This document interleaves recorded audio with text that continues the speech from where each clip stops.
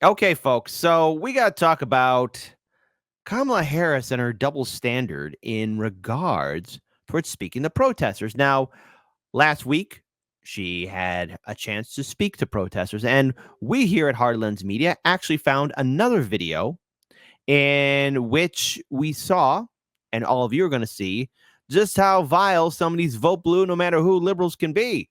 That's right. They're almost as far as the most extreme Trump supporter, dare I say it. It's almost like there's no difference between the hostility and the crowds. This is why we here at Hardlands Media, we are proud to be double haters. We are proud not to be part of the two-party system and break away from the hypnotism and corruption and propaganda of the Democrat Party and the Republican Party. Because let's face it, folks, it's one big club and you ain't in it. But here's your quick reminder. Remember, Kamala told all these protesters to be quiet right now. I am speaking. Kamala, say that again. And he intends to end the Affordable Care Act. You know what? If you want Donald Trump to win, then say that. Otherwise, I'm speaking.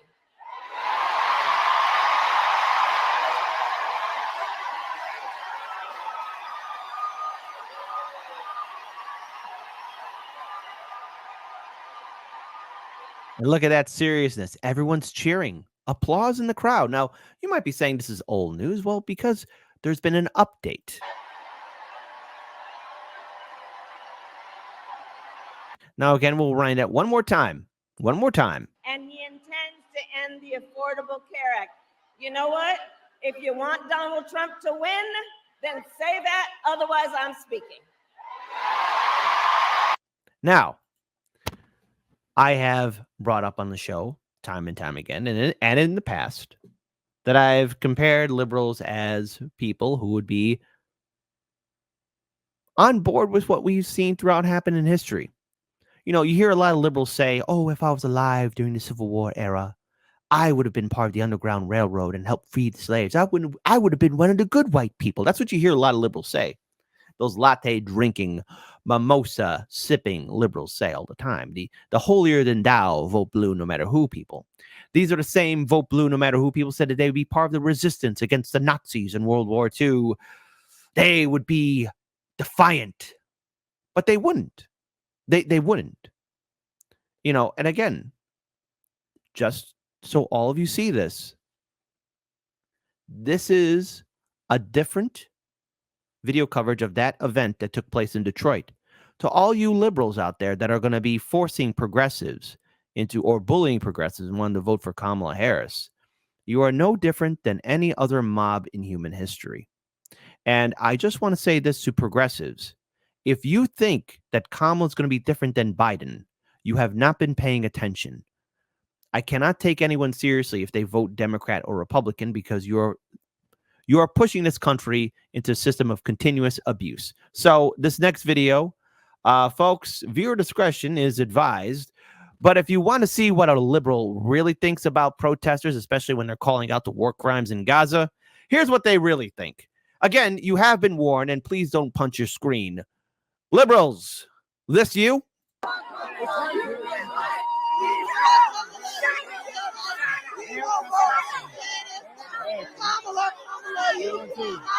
we won't vote for genocide. Kamala, we won't vote for genocide. Kamala, we won't vote for genocide. Behold, everyone, the good guys, the liberals, as they boo the protesters. Boo. That's you guys, right? That was you guys in Detroit, right? Liberals? You holier than thou, smug SOBs. That was you. That was all you. That was you. That was you. But apparently Kamala got a memo because, you know, there's still this honeymoon aura around Kamala. And I noticed that there's an article now from Time Magazine calling it her moment. Now, this election, I'm going to call it. It's 50-50. All depends on who's going to get the voters to turn out. But apparently somebody in Kamala's team sat her down and said, Kamala, you just can't say you're speaking to the protesters. Watch, folks. Hey, uncommitted. I'm going to call you out, and I'm looking forward to covering the DNC convention because I'm going to look for the uncommitted protesters. I'm going to look for the uncommitted delegates. I want to speak to them in Chicago because I got to tell you, uncommitted, You're going to be served platitudes. How committed are you to being uncommitted? Because I've seen this story before. Case in point, this video here. Which includes respecting the voices that I think that we are hearing from. And let me just say this. Oh, yes, because there's protesters at this event that took place over the weekend. I hear you. I hear you. Say that again, Kamala. Different event, but different tone. Which includes respecting the voices that I think that we are hearing from. And let me just say this on topic of what I think I'm hearing over there. Let me just speak to that for a moment, and then I'm going to get back to the business at hand. Uh-huh. So let me say, I have been clear. Now is the time to get a ceasefire deal and get the hostage deal done. Now is the time. And the president and I are working around the clock every day to get that ceasefire deal done and bring the hostages home.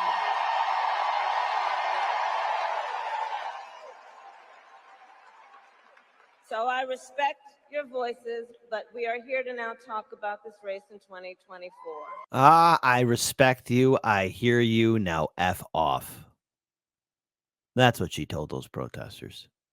And that's what she's going to tell you, progressives. That's what she's going to tell you, independents. Anyone that's hypnotized. And I get it. Look, before anyone says, but do you want to see Trump win? Do you want to see Trump win? Do you want to see Trump win? No, I don't. But my goodness.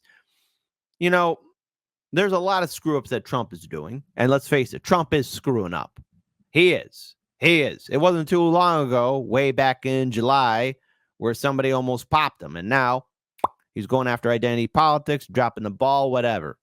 But Kamala, you're not doing yourself any favors either. And progressives and independents, if you let Trump derangement syndrome get the better of you, and if you believe the platitudes of the Democrats, you're going to get it right up the wazoo too. No matter what, you're getting it up the wazoo. Why not just fully break away and be uncommitted? But then again, I'm not expecting much from a lot of people because I am shocked at how much progressives have fallen in line with this mythology of Kamala Harris. Here, let's rewind this again one more time. Voices, but we are here to now talk about this race in 2024.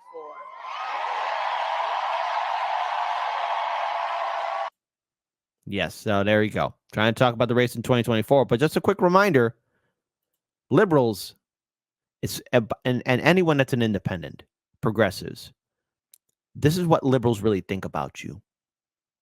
This is how they'll react to you. You think they care about Gaza? No. They would only care about Gaza and war crimes and anything else if Trump or the orange boogeyman or a Republican was in the White House. For the most part, I want everyone to remember that throughout 2016 and 2020, all those protests, all those sit-ins, all those chants, all those anti-Trump things, it was nothing but a feel-good placebo for all these vote blue no matter who liberals.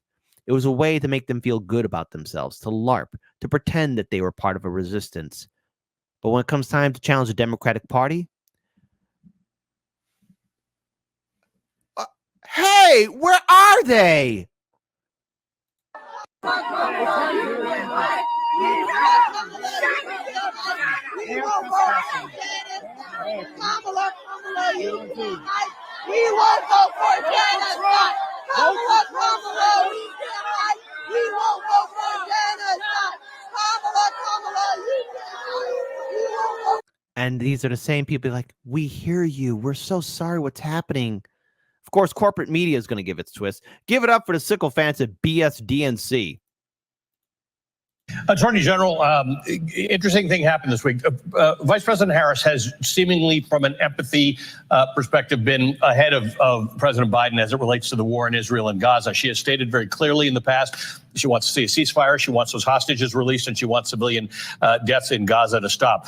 Something happened in Michigan earlier this week where she got into it with some protesters. There are protesters at every event, and some suggested that she sort of lacked empathy in her response. She then addressed it again. It came up in Arizona. There were more hecklers and protesters last night in Arizona, and she had changed her tune. She heard them. She was not dismissive of them, and she reiterated that she wants to see a ceasefire and an end to the civilian deaths and a release of the hostages. She pivoted back to her original position. She doesn't have one. Here, let's play a game. We're gonna play a game, and anything can really happen. We're gonna play. Let's see what happens. All right, here we go. Her website. All right, I hit the refresh button. Huh. I don't see any policy. What's her original position? Hello, Avon calling. Fairly effectively, which I thought was a sign of a responsive and good candidate. Well, you know, she does care about people. She cares about people, certainly in the United States, but really all over the world. And I know that her heart grieves, like all of us, for the innocent civilians who've been killed and the people both in Israel and in Gaza. The reality is that the humanitarian situation is grave. It's not only massive loss of life, which we have seen, but we've also seen displacement of communities. We've seen people who have food insecure, and a lot of those folks have family members in the United States and people who care. So she is responding, she is concerned, and I am confident that with a Harris-Walz administration, that there will be ongoing dialogue about how to bring forth meaningful change that will allow both Gazans and Palestinians and Israelis to live in peace. Gazans and Palestinians, same thing. Palestinians, okay? Palestinians. The people of Gaza are Palestinians. Number two, it has been made very clear by Netanyahu and his government that they don't want a two-state solution. And number three, have you forgotten that AIPAC controls our entire political system? Number four, Netanyahu made sure that Kamala got the marching orders. Number five, ongoing dialogue. So as they talk and talk and talk, you might notice that pile of skulls getting taller and taller and taller till it blocks out the sun. There's disease, famine in Gaza. But it's okay. We got to be pragmatic according to the liberals, right? They will focus on this issue because they care and they understand that it is important for the stability of the United States. It is in the national interest of our country to have peace, security, stability, and therefore justice in that part of the world.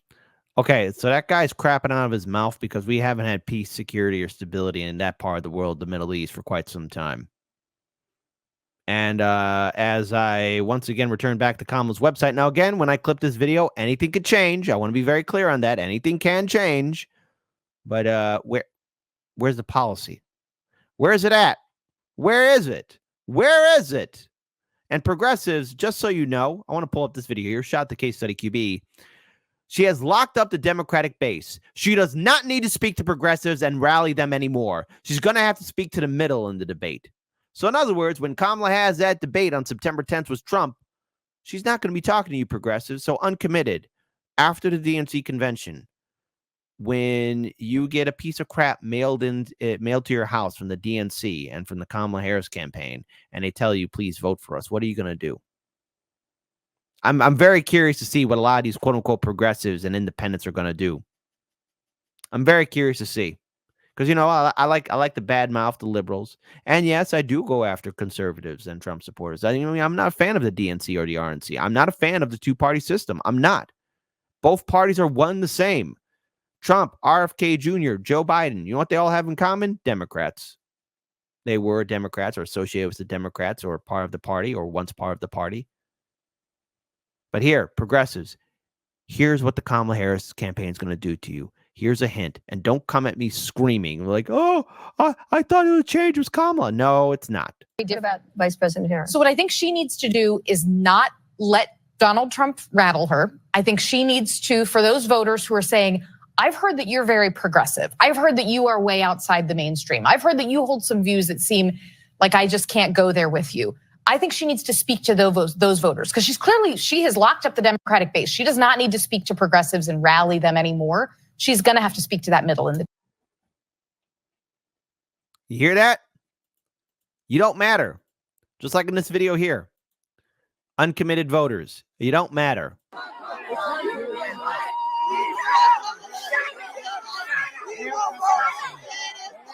Kamala, we won't go for genocide. Kamala,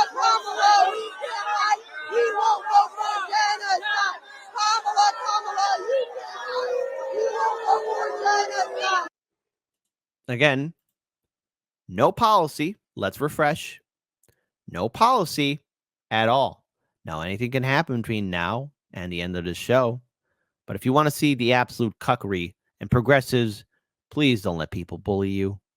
Please don't let Trump derangement syndrome get the better of you. Otherwise, you'll become a full-on cuck like this guy here.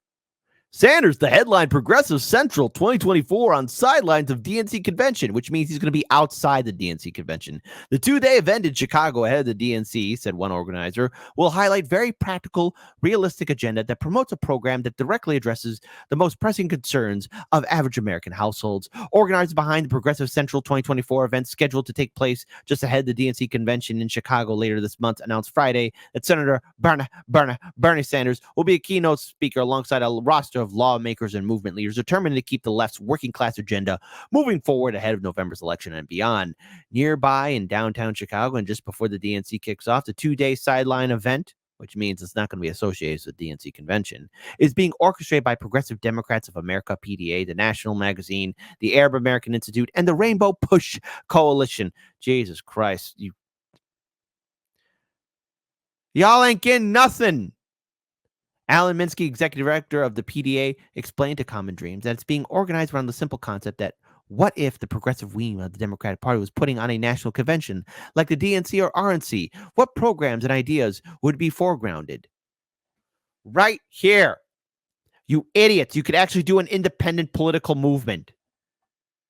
You could do something. But oh no. No. See, Kamala's changed the tone. And how she's speaking to progressives and independents and activists and organizers. It's all an act. And if you're going to get swindled and tricked again, don't bitch to me. I'm tired of it. This is what's going to happen. And at the DNC convention, I am going to be interviewing some of these activists and organizers. I want to see what they're going to have to say. I want to see what they're going to talk about and how they're going to respond, especially in regards to the constant backstabbing by the Democrats. If you want to be taken seriously, break away from the two-party system.